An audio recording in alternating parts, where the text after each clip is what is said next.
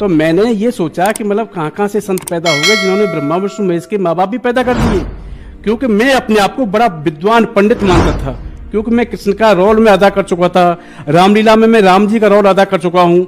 तो ये देखते हुए कि यार मेरे से ज्यादा कौन जान सकता है कि इनके बारे में, और ये बोलते ब्रह्मा विष्णु महेश के कोई माता पिता हैं।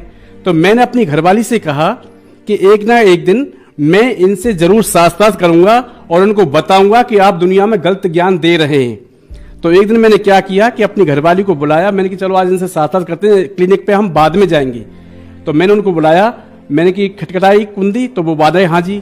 मैंने कि ये आपने क्या लिख रखा है कि ब्रह्मा विष्णु महेश के माता पिता कौन है? मैंने हाँ, तो ये हमारे वो बोल रहे थे कि ये तो हमारे गुरु जी बताते हैं। मैंने क्या बताते हैं, कौन है इनके माता पिता? इनको तो कोई माता पिता है ही नहीं, ये तो अजरो उमर हैं, और आप कहते हैं कि माता पिता हैं। तो उन्होंने मेरे से ज्ञान चर्चा की, मैंने उनसे ज्ञान चर्चा की।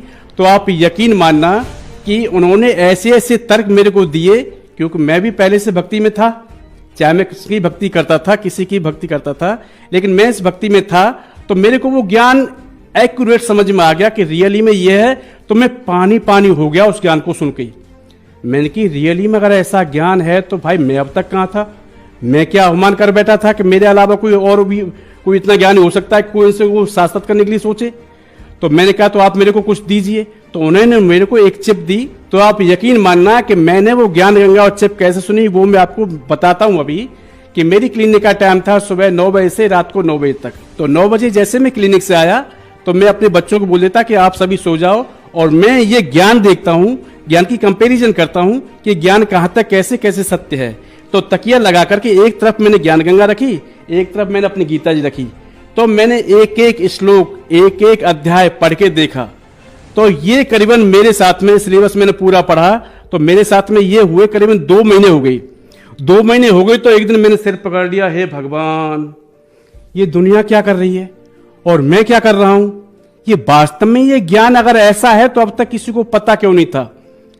तो मैंने उनसे कहा कि भाई ये ज्ञान पूरी तरह से मेरी समझ में आ चुका है, अब आप बताइए आप मेरे को नाम दीक्षा कब दिलवाएंगे? तो उन्होंने कहा भगत जी अभी तो हमारे पास टाइम नहीं है, हम तो 3 महीने में जाते हैं, आप 1 महीने रुक जाइए। मैंने कि अब मैं 1 महीने की चलेगा, मैं 1 दिन भी नहीं रुकूंगा कैसे भी हो। तो मैं अब अपनी घरवाली को मैंने बताया कि भाई देखो भगवान ये है तो ये कबीर साहब भगवान है, गुरु हैं तो गुरु दुनिया में अगर कोई है तो संत रामपाल जी महाराज हैं, ज्ञान है तो ज्ञान ये है। तो मैंने अपनी घरवाली को बताया तो बोल रही थी कि कोई बात नहीं, आपने इतनी मेहनत करी है 2 महीने, आपने पेज पलट पलट के और आपने इतना बता रहे हैं तो मैं आप पे विश्वास करती हूँ और आप उन पे विश्वास करते हैं, तो मैं भी आपके ही साथ नाम दीक्षा लूंगी। मैं तो फिर हो जाता यार। फिर तो हम क्या हुआ, दूसरे दिन हम वहां पे बरबला आश्रम में हम गए।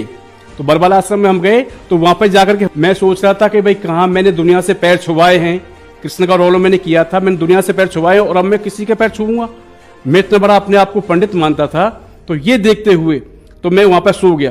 तो फिर थोड़ी देर सोचो मैंने कि मैंने दुनिया को क्या देखूंगा, क्योंकि मेरे अंदर अगर कैंसर हो गया तो उसका दुख तो मैं ही भुगतूंगा।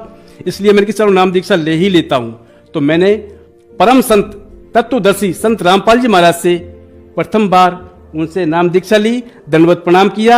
उस परमात्मा स्वरूप मेरे सतगुरु रामपाल जी महाराज ने मेरे ऊपर कृपा करी और मेरे को नाम दीक्षा दी। सर, संत रामपाल जी महाराज से नाम दीक्षा लेने के बाद आपको क्या लाभ मिले? देखो, अगर आप लाभ वाली बात करते हैं तो मेरे को तो दिन प्रतिदिन लाभ हो रहे हैं, क्योंकि दुनिया में सांसारिक रूप से अगर देखा जाए तो सबसे बड़ा लाभ वो है जो मेरी आत्माएं प्रफुल्लित होती हैं उस परम पिता परमात्मा का नाम लेते हुए, और मेरी आत्मा गदगद हो जाती है वो नाम दीक्षा सुन के। जो मेरे परम संत गुरु रामपाल जी महाराज ने मेरे को जो नाम दीक्षा दी है, जो मंत्र दिए हैं, उनको स्मरण करके मेरे रोम रोम खिल उठते हैं। और दुनिया का अगर सबसे बड़ा, सबसे अच्छा और सबसे सुंदर अगर कोई नाम है तो वो सतनाम मेरे को मालिक ने दिया है। मैं क्या कहूँ उस परमात्मा के बारे में।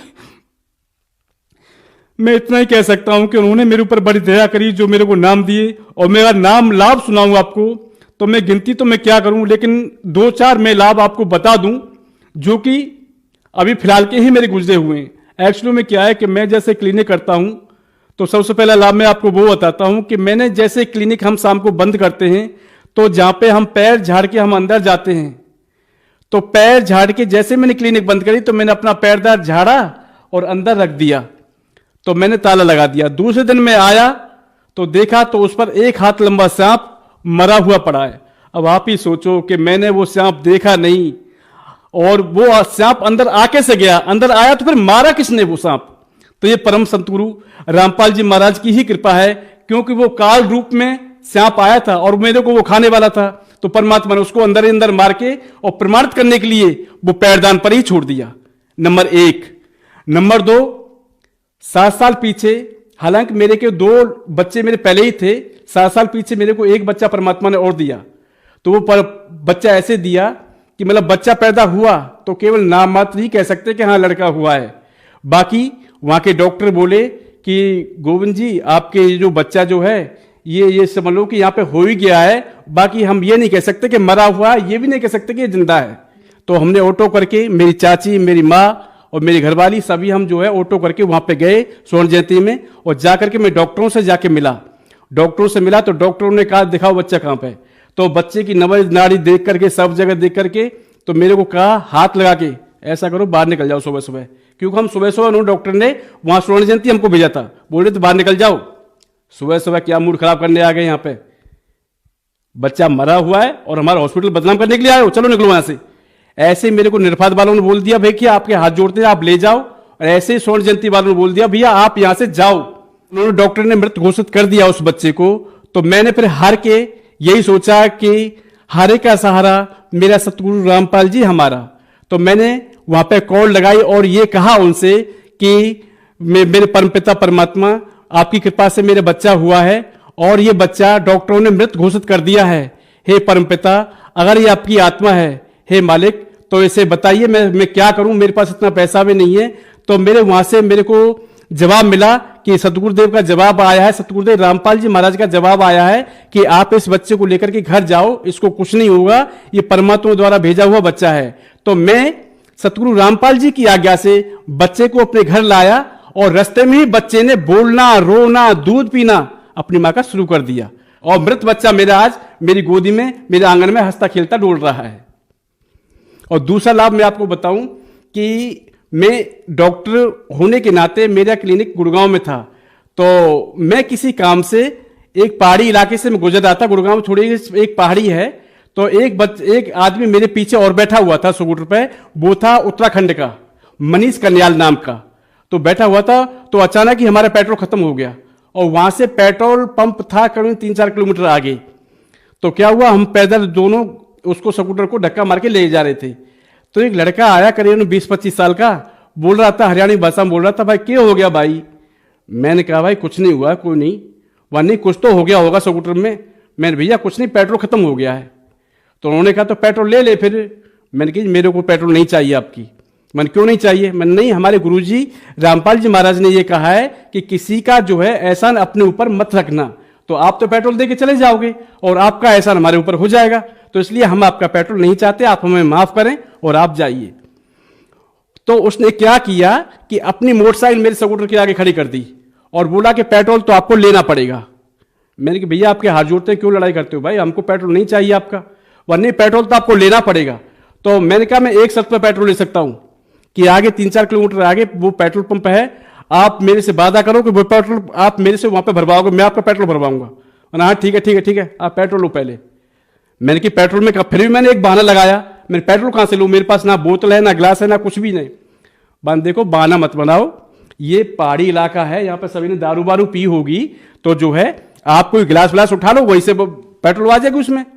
मेरे कमाल का आदमी है, बताओ, कोई तो मांगने से पेट्रोल नहीं देता, और ये बंदा मेरे को उपाय भी बता रहा है कि आप झूठे गिलास उठा लो और उसमें पेट्रोल डाल के अपने स्कूटर में डाल लो। तो मैंने फिर भी ऐसे, मेरे मालिक की मर्जी होगी ऐसी, तो मैंने वो पेट्रोल अपने स्कूटर में डाल दिया। तो आप यकीन मानना, मैं विश्वास के साथ में आपको गवाह सबूत पेश कर सकता हूं, ये कह सकता हूं कि मैंने अपना स्कूटर स्टार्ट किया और मैंने उससे कहा भी आप भी मेरे आगे आगे चलो और आप जो है मैं आपके मोटरसाइकिल में पेट्रोल डलवाऊंगा। तो आप यकीन मानना, मैंने किक मारी, उसने किक मारी, आंखों आगे वो बंदा गायब हो गया। मेरे को ये भी नहीं कि कोई रोड हो के वो गायब हो गया, और सीधा सीधा 4-5 किलोमीटर क्या है, खूब सीधा सीधा मेरे को रास्ता दिख रहा है, मेरे को वो बंदा दिखाई नहीं दिया। तो मैं तो नहीं कहता, लेकिन मैं उससे पहले मेरे पीछे वाले ने बोल दिया कि गोविंद जी, आप कभी कभी अपने गुरु की चर्चा करते हो रामपाल जी महाराज की, तो मैं दावे के साथ कह सकता हूं कि ये बंदा रामपाल जी ही थे जो आपकी हेल्प करके और आपको जबरदस्ती आपको पेट्रोल दे के गई। तो मैं बड़ा खुश हुआ और प्रफुल्लित हुआ। हे मेरे सतगुरु रामपाल जी महाराज, आपकी दया, आपकी मेहरबानी ऐसी बरसती रहे इस दास के ऊपर। तो ये मेरे को लाभ हुए। एक चौथा आपको और बताऊं मैं कि मैं कोसी साइड से आ रहा था। मेरे यहाँ पे एक शहर पड़ता है, वहां से मैं आ रहा था। तो जैत के पास आकर के कि मेरा स्कूटर अचानक ही मतलब सीज हो गया, पूरा इंजन जाम हो गया और स्कूटर था कम से कम 60-70 की स्पीड पर। तो ये परम सतगुरु रामपाल जी महाराज की कृपा ही है कि मेरे को खरोच तक नहीं आई। और ऐसे में आपको क्या लाभ बताऊं कि एक मेरे गांव के ही हैं जिन्हें मैं मेजर साहब कहता हूं, जिनका नाम जो है सुनील है। तो वो मेरे पीछे बैठे हुए थे। तो हम वृंदावन जा रहे थे। तो एक रास्ते में गटर था, मेरे को पता नहीं था। तो उन्होंने बताया कि गोविंद जी आप स्कूटर धीरे धीरे चलाओ। मैंने कहा ठीक चल रहा है। तो अचानक ही वो गटर आ गई। तो उन्होंने कहा गटर आ गई। तो आप यकीन मान लेना, मेरे को नहीं पता वो स्कूटर कैसे मुड़ा। एक बुनियाद पर ही परमात्मा ने ऐसा स्कूटर मोड़ दिया कि पूरा मैं दोनों बच गए। और वो भी मेरे को पीठ थपथपाने लगा, वाह तेरी ड्राइविंग क्या कमाल की ड्राइविंग है तेरी। मैंने कि मेरी क्या ड्राइविंग भैया, वो मेरे परम पिता सतगुरु रामपाल जी महाराज जी ने ही मेरे को बचाया है। नहीं तो इस गड्ढे में तो स्कूटर भी खत्म होता और हम भी खत्म होते। ऐसे ऐसे अनेकों लाभ है।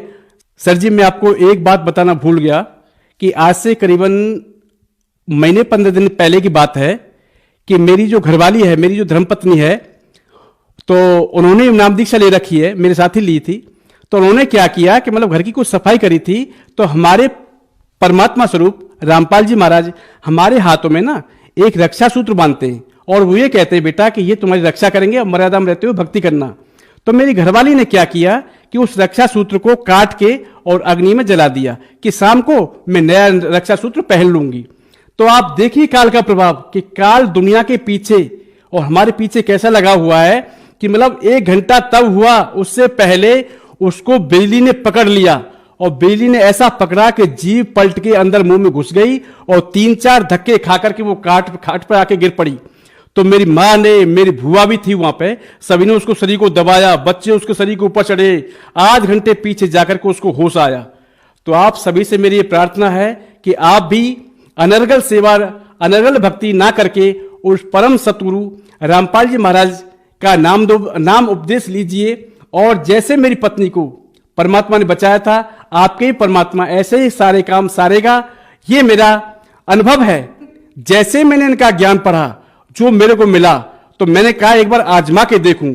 तो आप यकीन मानना दुनिया वालों कि मैंने परम सतगुरु रामपाल जी महाराज को आजमा के देखा है तो 101% वो सोने जैसे खरे निकले।